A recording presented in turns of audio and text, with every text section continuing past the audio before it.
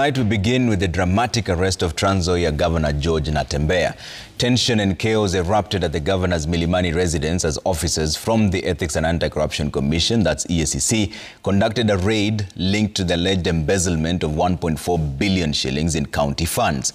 The early morning operation took a violent turn when irate youth, reportedly resisting the search, vandalized 4 EACC vehicles. Governor Natembeya was eventually arrested and taken to the EACC's Integrity Center right here in Nairobi, where he recorded a statement. He remains in custody and is expected to be arraigned on Tuesday. And as Citizen TV's Kirui reports, opposition leaders have condemned the operation, alleging that it was motivated by politics. A dramatic early morning raid by officers from the Ethics and Anti-Corruption Commission EACC at the Milimani residence of Trans Nzoia Governor Natembeya quickly descended into chaos after irate youth blocked access and resisted the search. Tensions escalated as the agitated crowd vandalized and deflated 4 EACC vehicles,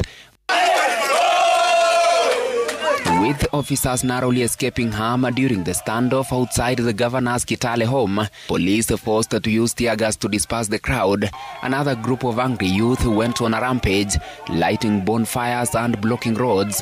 At the time of the raid, Governor Natembeya was in Nairobi, where he was later arrested in Kileleshwa and escorted to the EACC's Integrity Center. He was questioned and recorded a statement. He remains in custody and expected to be arraigned on Tuesday to face probable charges of conflict of interest and unlawful acquisition of public property. The opposition has condemned EACC, claiming it is being used to target government critics in political witch hunts.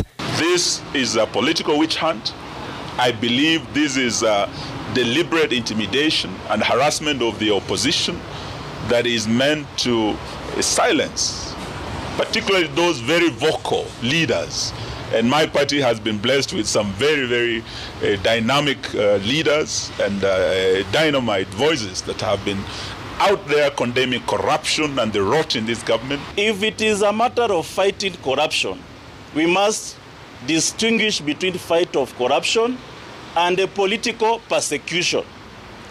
This one, if it quacks like a duck, swims like a duck, then it is a duck. This one is political persecution. However, the EACC has defended the raid, stating it is investigating serious allegations including procurement irregularities, abuse of office, and bribery linked to the alleged fraudulent acquisition of 1.4 billion shillings. The alleged corruption is believed to have taken place between the 2022-2023 and 2024-2025 financial years. According to the EACC, the probe centers on 3 major county projects: the rehabilitation and modernization of Kenyatta Stadium, the construction of the county headquarters, and the building of Tom Mboya Hospital.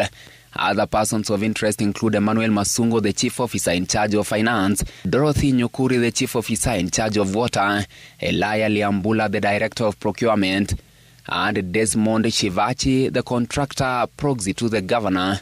The governor's arrest has drawn a sharp criticism from the opposition, which has denounced it as a politically motivated attack on government critics. Natembeya remains in custody and is expected to be arraigned on Tuesday.